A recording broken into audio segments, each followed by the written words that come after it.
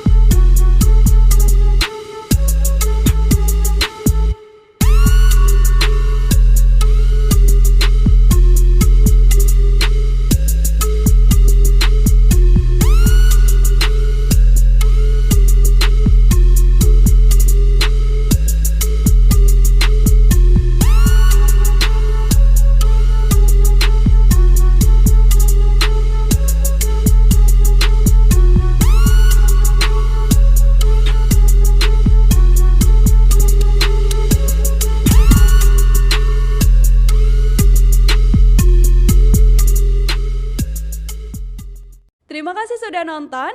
Jangan lupa like, subscribe, dan share ya.